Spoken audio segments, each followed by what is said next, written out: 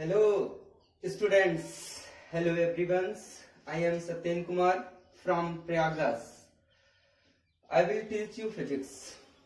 प्यारे बच्चों, मैं लॉकडाउन की स्थिति को देखते हुए यह फैसला लिया कि शिक्षण व्यवस्था को थोड़ा सा आप सबके भविष्य को मद्देनजर रखते हुए ऑनलाइन कर दिया जाए। तो हम अब आपके साथ ऑनलाइन क्लास से जुड़ चुके हैं। मैं सत्येन सर आपका तहे दिल से स्वागत और अभिनंदन करता हूं। एक बेसिक बात बता देते हैं हम आपको। हम जो है आर्यस आनंद हायर सेकेंडरी शिक्षण संस्थान मेलहा प्रयागराज में टीचर के रूप में काम करता हूं। तो वहां के बच्चों के लिए स्पेशली हमने ये प्रयास जारी किया है। हम आपके बीच में 12th क्लास की फिजिक्स को लेकर के चर्चा करेंगे। आइए देखते हैं कि इस लॉकडाउन की स्थिति में हम लोग अपने आप को बेहतर से बेहतर किस तरह से मेंटेन कर सकते हैं, वो प्रयास हम लोग करते हैं और जानते हैं कि किस तरह की चीजें हमारे सिलेबस में है और कौन कौन से टॉपिक्स को हमको कन्वर्ट करना है, कौन कौन से टॉपिक्स का हमें अध्ययन करना है। तो आइए सबसे पहले हम सिलेबस को डिस्कस कर लेते हैं, फिर सिलेबस के बाद जो भी हमारे टॉपिक्स होंगे उन टॉपिक्स पर चर्चा करते हैं। तो प्यारे बच्चों, आइए सबसे पहले हम जानेंगे, मैंने लिख भी दिया है physics bye Satyen sir, syllabus of intermediate physics. दोनों लैंग्वेज का यूज करेंगे। अगर आपको असुविधा होगी तो आप हमको सूचित कर दीजिएगा। तो सिलेबस का मतलब ये हुआ कि आपका पाठ्यक्रम क्या है। मैं हिंदी में मेंशन करते चल रहा हूँ। आपका जो पाठ्यक्रम है आपके 12th क्लास का, आपके 12वीं की फिजिक्स का, जो आपकी बेस्ड है एनसीईआरटी सिलेबस पर। तो हम लोग ये बोल सकते हैं कि बेस्ड ऑन एनसीईआरटी सिलेबस। तो जो आपका एनसीईआरटी सिलेबस आपको अलाउ किया है, हम उस पर चर्चा करेंगे आपकी स्थिति को ध्यान में रखते हुए। प्यारे बच्चों, जो भी जहां भी जैसे भी असुविधा होगी, आप नो डाउट निसंदेह आप हमसे बात कर सकते हैं। आपको सारी सुविधाएं अवेलेबल कराई जाएंगी। आप वीडियो देखिएगा, जहां नहीं समझ में आएगा वहां आप मुझसे डिस्कस करिएगा। सो आइए देखते हैं। आपको मिला कि पहला चैप्टर, मैं चैप्टर की चर्चा करना शुरू करूंगा। मैंने पहले चैप्टर का नाम डाला इलेक्ट्रिक चार्ज एंड फील्ड्स। हमारा जो अकॉर्डिंग टू एनसीईआरटी सिलेबस है उसमें हम लोगों को डिस्कस करना होगा पहले चैप्टर को लेकर के इलेक्ट्रिक चार्ज एंड फील्ड। मतलब हम लोग ये कह सकते हैं कि वैद्युत आवेश, हिंदी में भी हम मेंशन करते चल रहे हैं, वैद्युत आवेश एवं क्षेत्र, वैद्युत आवेश एवं क्षेत्र। फिर उसके बाद हम जो डिस्कस करेंगे वो हमारा सेकेंड चैप्टर होगा, उसका नाम होगा इलेक्ट्रोस्टैटिक्स। हम इलेक्ट्रोस्टैटिक्स को किस तरह से मूव करके आपको इन सब चीजों की जानकारी देंगे बच्चों, वो हम लोग देखेंगे आगे चल करके। तो हमको मिलेगा इलेक्ट्रोस्टैटिक्स, पोटेंशियल एंड कैपेसिटेंस। हम लोग ये बोल सकते हैं कि स्थिर वैद्युत विभव, ये हम मेंशन करने चल रहे हैं, स्थिर वैद्युत विभव एवं धारिता। ये आपका सेकेंड चैप्टर होगा। उसके बाद आपको मिलेगी करंट इलेक्ट्रिसिटी, बिल्कुल चर्चित है, इसका नाम है धारा विद्युत, या हम लोग बोल सकते हैं विद्युत धारा। उसके बाद आपका नेक्स्ट चैप्टर जो होगा वो होगा मूविंग चार्ज एंड मैग्नेटिज्म। हम लोग बोल सकते हैं इसे हिंदी में गतिमान आवेश एवं चुंबकीय क्षेत्र। जो आपका नेक्स्ट चैप्टर होगा उससे हम लोग बोलेंगे गतिमान आवेश एंड चुंबकीय क्षेत्र, यानी मूविंग चार्ज एंड मैग्नेटिज्म। सो आपका जो 6 नंबर का चैप्टर होगा उसे हम बोल सकते हैं मैग्नेटिज्म एंड मैटर्स, यानी कि चुंबकत्व और द्रव्य। आपको चुंबकत्व और द्रव्य के बारे में भी जानकारी मिल जाएगी। नेक्स्ट चैप्टर आपका जो होगा वो होगा इलेक्ट्रोमैग्नेटिक इंडक्शन, जिसे हम लोग बोल सकते हैं विद्युत चुंबकीय प्रेरण। तो आपका अगला जो टॉपिक होगा वो होगा नेक्स्ट, जिसे हम लोग बोलेंगे विद्युत चुंबकीय प्रेरण। उसके बाद आपका आ जाता है, लास्ट पर पहुंच जाते हैं हम लोग, मिलता है आपको अल्टरनेटिंग करंट। हम लोग इसे बोल सकते हैं प्रत्यावर्ती धारा। प्रत्यावर्ती धारा के नाम से हम लोग इसे जानते हैं। फिर आपका जो नेक्स्ट चैप्टर होगा वो आपका हो जाएगा इलेक्ट्रोमैग्नेटिक्स एंड वेव्स। हम लोग इसे बोल सकते हैं विद्युत चुंबकीय तरंगे, विद्युत चुंबकीय तरंगे। तो ये था हमारे 12th पार्ट फर्स्ट, जिसे हम लोग बोलेंगे पहला आपका जो हिस्सा था फिजिक्स का उसका ये पार्ट 1 पूरी तरह से हमने सिलेबस को डिस्कस कर दिया है। सिलेबस को मेंटेन कर लेंगे। जैसे जैसे हम जिसको पढ़ाते चलेंगे एक एक सिलेबस पर आप टिक करते चलिएगा और अपनी तैयारी को बेस्ट रखिएगा बेहतर तरीके से। तो हम एक बार फिर से चर्चा कर देंगे। इलेक्ट्रिक चार्ज एंड फील्ड्स आपका फर्स्ट चैप्टर होगा। इलेक्ट्रोस्टैटिक्स, पोटेंशियल एंड कैपेसिटेंस आपका सेकंड चैप्टर होगा। करंट इलेक्ट्रिसिटी आपका थर्ड चैप्टर होगा। मूविंग चार्ज एंड मैग्नेटिज्म आपका थर्ड चैप्टर होगा। उसके बाद मैग्नेटिज्म एंड मैटर आपका नेक्स्ट चैप्टर होगा। इलेक्ट्रोमैग्नेटिक इंडक्शन आपका नेक्स्ट चैप्टर होगा। अल्टरनेटिंग करंट आपका नेक्स्ट चैप्टर होगा। इलेक्ट्रोमैग्नेटिक वेव्स आपका नेक्स्ट चैप्टर होगा। तो आइए हम सबसे इंपॉर्टेंट बात जो हमारी बोर्ड एग्जाम में होती है वो क्या होती है उस पर जानकारी ले लेते हैं और कहां से मैक्सिमम क्वेश्चन आपसे पुट किए जाते हैं। आपको ये ध्यान रखना है कि ये सारे जो भी चैप्टर्स हैं नीचे ये मोस्ट इंपोर्टेंट है परीक्षा की दृष्टि। यद्यपि सारे चैप्टर इंपॉर्टेंट हैं, बेसिकली हमको इन सब चीजों पर स्पेशली फोकस करना है। तो ये हमारा था सिलेबस। प्यारे बच्चों, अब हम आप पहले चैप्टर पर धीरे धीरे चर्चा की ओर अग्रसर होते हैं। आइए थोड़ा सा इरेज कर लेते हैं, फिर हम लोग आगे आपसे बात करते हैं। आपसे हम लोग लगातार जुड़े रहेंगे।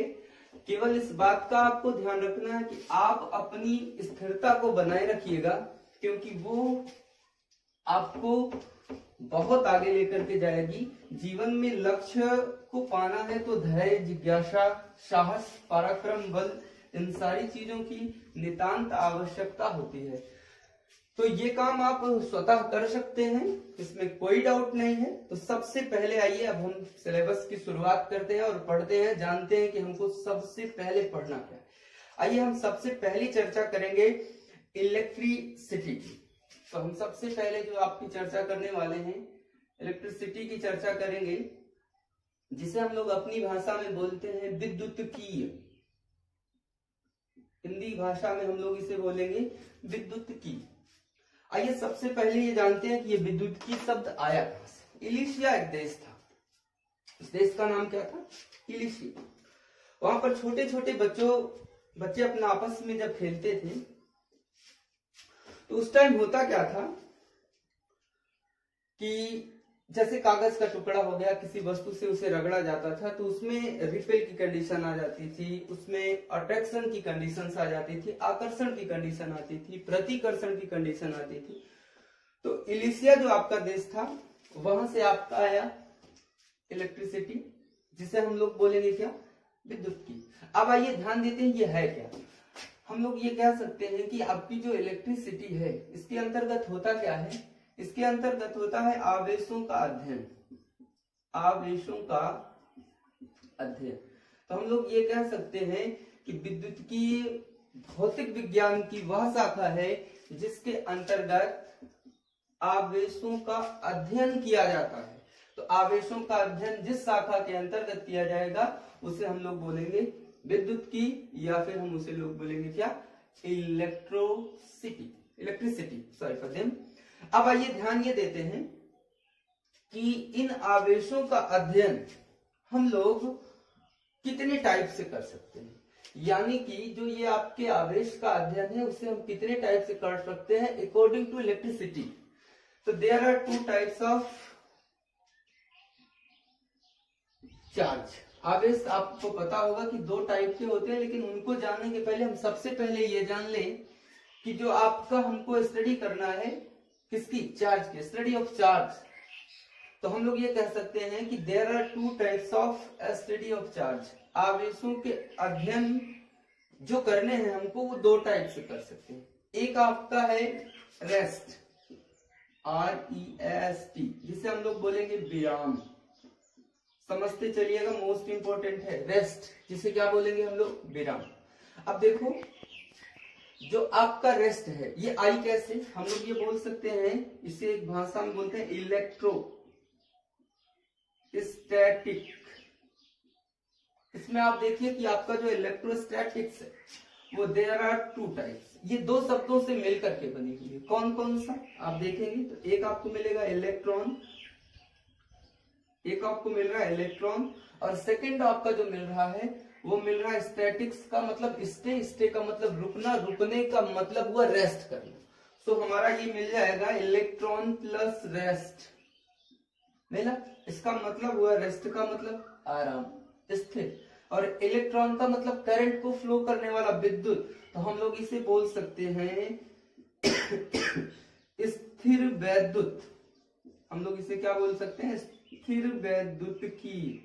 तो आवेशों का अध्ययन हम दो टाइप से कर सकते हैं। पहला आपका जो मामला निकल के आया वो आया स्थिर वैद्युतिकी के अकॉर्डिंग, जो आपका पहला चैप्टर हमने अभी डिस्कस किया था ना, electric field and electric charge and electric field, वैद्युत क्षेत्र और वैद्युत आवेश। अब सेकेंड आपका जो टाइप होगा वो आपका होगा डायनामिक इलेक्ट्रिसिटी। हम सेकेंड टॉपिक की भी चर्चा कर दे रहे हैं, डायनामिक इलेक्ट्रिसिटी। ये आपका इलेक्ट्रिसिटी है, यहां से मेंशन कर लीजिएगा, थोड़ा सा प्रॉब्लम्स है कुछ बोर्ड्स की। तो ये आपका एक आपका मिलेगा रेस्ट इलेक्ट्रिसिटी और एक आपका मिलेगा डायनामिक इलेक्ट्रिसिटी। दो टाइप के आपकी क्या मिल गई है? आपका चार्ज का अध्ययन जो मिला वो आपको दो टाइप का मिला, एक आपका रेस्ट इलेक्ट्रिसिटी मिला, एक आपका डायनेमिक इलेक्ट्रिसिटी मिला। या हम लोग इसे बोल सकते हैं, डायनेमिक का मतलब होता है गति, हम लोग इसे बोल सकते हैं गति, मतलब गति विद्युत। दो टाइप से हम लोग इसे बोलेंगे, डायनेमिक इलेक्ट्रिसिटी गति विद्युत की, या फिर हम लोग इसे एक और भाषा में बोल सकते हैं करंट इलेक्ट्रिसिटी। क्या बोल सकते हैं? एक चैप्टर भी अभी आपको इसी पर डिस्कस करना है फ्यूचर में चल करके, करंट इलेक्ट्रिसिटी, जिसे हम लोग अपनी भाषा में बोलेंगे धारा विद्युत। अभी हमने डिस्कस किया था चैप्टर पर, इसे क्या बोलेंगे? धारा विद्युत। अब ध्यान ये देते हैं कि धारा विद्युत में आप देखे होंगे कि इलेक्ट्रॉन मूव कर रहा था, गति कर रहा था, लेकिन अब गति के हिसाब से उसे हम लोग डायनेमिक इलेक्ट्रिसिटी बोल सकते हैं। रेस्ट के अकॉर्डिंग हम लोग इसे इलेक्ट्रोस्टैटिक्स भी बोल सकते हैं। तो आइए अब हम आगे बढ़ते हैं, धीरे धीरे अपने आप को आगे की ओर बढ़ाते चलते हैं और देखते हैं कि इनमें है क्या। अब जैसे आपसे ये हुआ कि आवेशों का अध्ययन हम कितनी शाखाओं से कर सकते हैं, तो दो कर सकते हैं, एक आपका रेस्ट इलेक्ट्रिसिटी है, एक आपका डायनेमिक इलेक्ट्रिसिटी है, यानी कि एक आपका स्थिर विद्युत है, एक आपका गति विद्युत की है। अब अगर आपसे पूछे कि डायनेमिक इलेक्ट्रिसिटी क्या है, तो हम लोग ये बोल सकते हैं कि भौतिक विज्ञान की वह शाखा जिसके अंतर्गत आवेशों के बहने का अध्ययन किया जाए। तो हम लोग यहां लिख सकते हैं आवेशों के बहने का अध्ययन। तो आवेशों के बहने का अध्ययन जिस शाखा के अंतर्गत किया जाएगा उसे हम लोग बोलेंगे डायनामिक इलेक्ट्रिसिटी।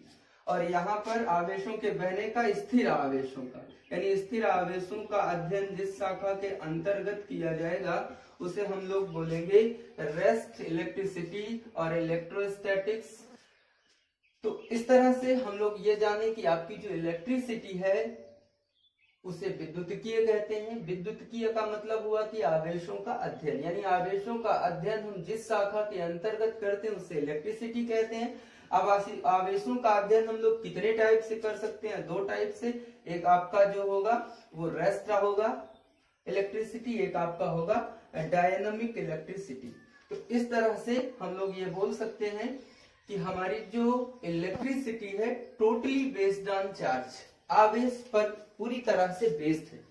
तो आवेश के बेस्ड होने की कंडीशन में हम लोग क्या करेंगे कि सर्वप्रथम हम लोग क्या करेंगे कि आवेश क्या है ये जान लें, उसके बाद हम आगे की चर्चा करते हैं। तो आइए सबसे पहले हम लोग ये जानते हैं कि आपका जो चार्ज है जिसे हम लोग बोलते हैं आवेश, वो आपका आवेश है क्या। मिटा दिया जाते हैं, अगर आप स्क्रीनशॉट लेना चाहते हैं तो ले सकते हैं, कोई दिक्कत नहीं है, स्क्रीनशॉट आप ले सकते हैं, नो डाउट डियर स्टूडेंट्स। अब जो भी समस्याएं आपकी होंगी वो हमको निजी रूप से बताते चलिएगा, चाहे कमेंट्स की सहायता से या फिर जो भी आपका मूड होगा, जिस हिसाब से आपका मूड होगा वो उस हिसाब से मिटा दे। चलिए,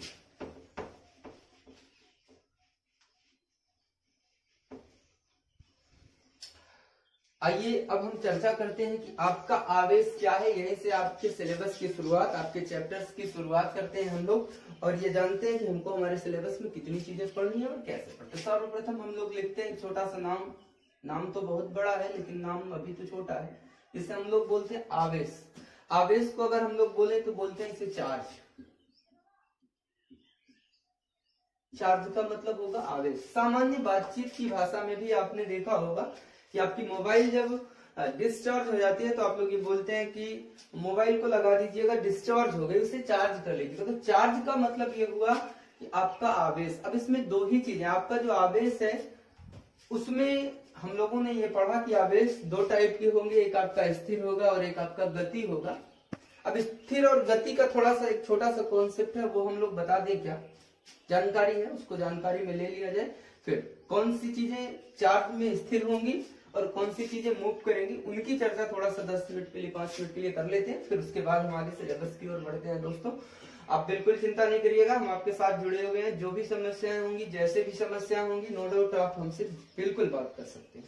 आइए मैं एक सेंटेंस लिखने चल रहा हूं संपूर्ण ब्रह्मांड की ऊर्जा के बारे में। छोटा सा टॉपिक लिखेंगे, संपूर्ण ब्रह्मांड की ऊर्जा।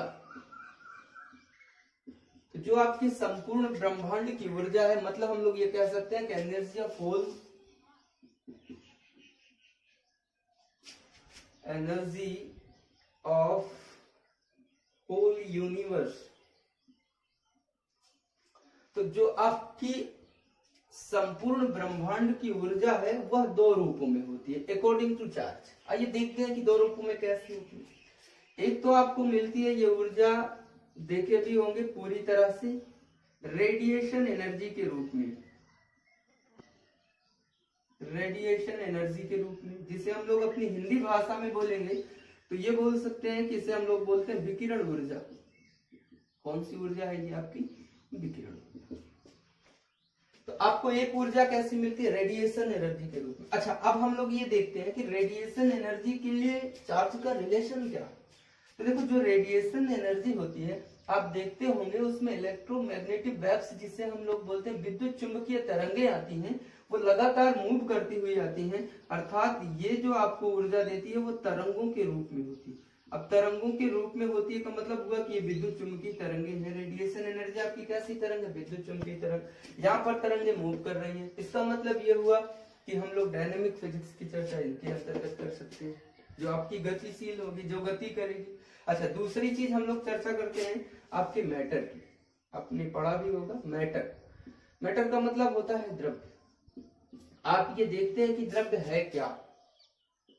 जितनी भी चीजें विजिबल हैं, जो भी चीजें आप देख सकते हैं, उसे हम लोग ये जान लेना कि वो मैटर है। जिन चीजों को आप छू सकते हैं, जिनको आप स्पर्श कर सकते हैं, जिनका आप प्रत्यक्ष तथा अप्रत्यक्ष रूप से अध्ययन कर सकते हैं, वो आपकी मैटर्स हैं। अब देखो, मैटर में एक विशेष खासियत क्या होती है कि इनका मॉस जो होता है, जिसे हम लोग बोलते हैं द्रव्यमान, फिक्स होता है। यानी कि फिक्स मॉस, फिक्स्ड मॉस, इनका मॉस जो होगा वो फिक्स होगा। मतलब हम ये कह सकते हैं कि द्रव्यमान जो होगा वो निश्चित होगा। यानी कि इनका द्रव्यमान क्या होता है? निश्चित होता है। दूसरी चीज क्या होता है कि इनका जो मोमेंटम होता है, जिसे हम लोग संवेग बोलते हैं, जिसे हम लोग क्या बोलते हैं? संवेग। तो जो इनका मोमेंटम होगा, जिसे हम लोग बोलेंगे संवेग, इनका संवेग जो होगा वो भी क्या होगा? निश्चित होगा। इनका संवेग भी क्या होता है? निश्चित होता है। अच्छा, अगली चीज क्या होता है कि इनमें जो एक्सेलरेशन की कंडीशन होती है वो उत्पन्न की जा सकती है। तो मतलब हम लोग ये बोल सकते हैं इसमें त्वरण क्या होता है? उत्पन्न किया जा सकता है। तो इस तरह से हम लोग आप देखेंगे कि मैटर का मतलब ये हुआ कि जैसे कोई 10 किलोग्राम की वस्तु है और वह वस्तु है, तो इसका मतलब है कि वह वस्तु किस कंडीशन में है? स्थिर कंडीशन में है। तो हम लोग ये ध्यान देंगे कि हमको जो फिजिक्स में अध्ययन करना है, पहले उनकी जड़ तक चलना है, कहां से कौन सी चीजें पढ़नी है, उनके पश्चात हम लोग अपनी अगली बात करेंगे कि क्या करना है, सिलेबस में क्या है। देखिए, डेरिवेशंस आपके महत्वपूर्ण होंगे बोर्ड एग्जाम्स के लिए, तो ये आपका थोड़ा सा सिलेबस का एक चर्चा थी और उसकी चर्चा हमने आपके बीच में कर दिया है कि मुझे कौन कौन से टॉपिक्स पर कैसी कैसी बातें पढ़नी है, कौन कौन से टॉपिक्स को पढ़ना है। अब जैसे ही हम चैप्टर की शुरुआत कर दी है, चार से जुड़े कोलम्स ला होंगे, उनकी चर्चा हम लोग अपने नेक्स्ट वीडियो में करेंगे और चार्ज के भी बारे में हम आपको अगली वीडियो में बताएंगे। प्यारे बच्चों, यदि आपको किसी भी प्रकार की अव्यवस्था होगी, असुविधा होगी, अंग्रेजी से होगी या फिर हिंदी से होगी, तो आप मुझे सूचित जरूर करिएगा। तब तक के लिए नमस्कार, थैंक यू सो मच, जय हिंद प्यारे बच्चों।